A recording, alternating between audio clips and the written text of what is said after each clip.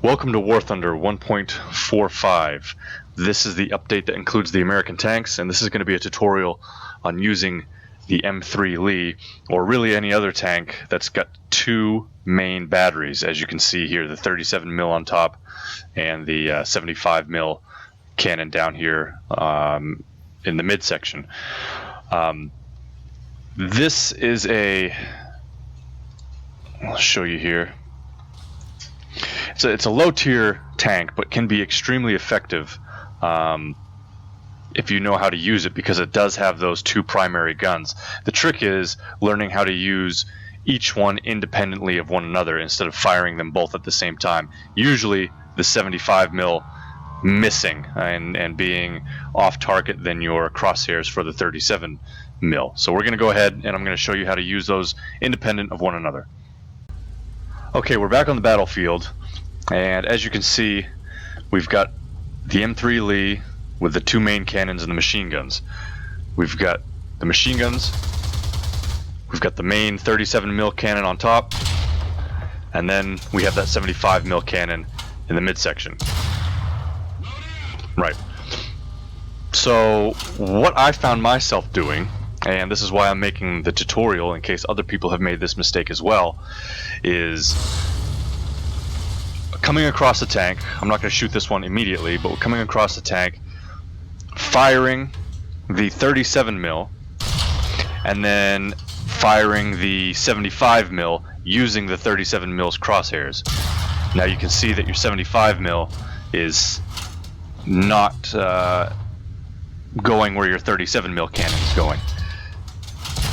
It's going slightly lower.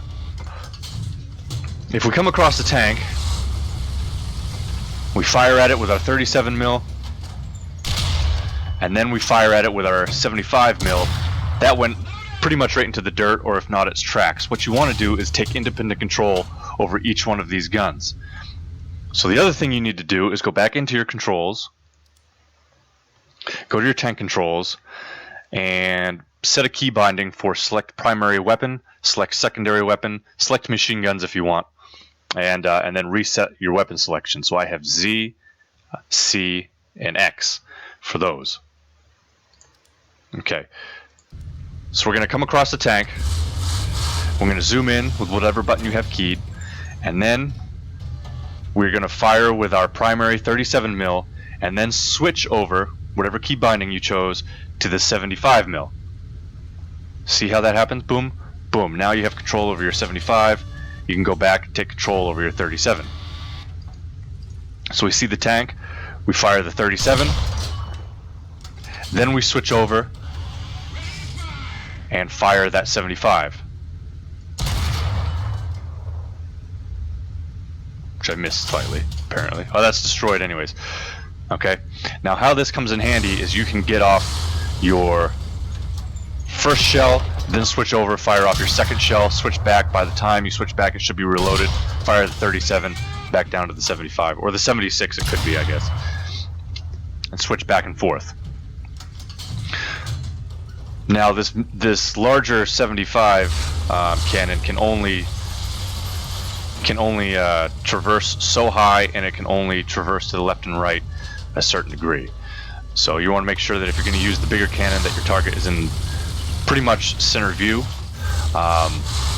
Another handy feature for this is, let's say you come across two tanks, you set your 37mm on one, and then you set your 76mm on the other, and then you'll be able to switch between the two. Fire, other tank, fire, switch back,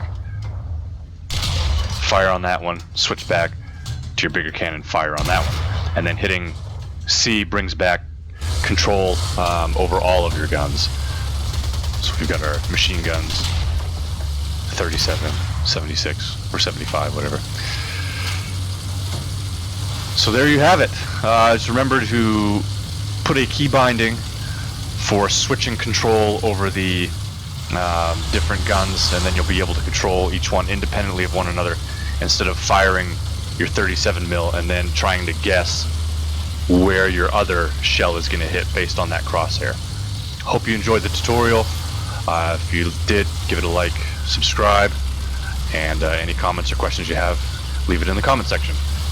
Thanks for watching.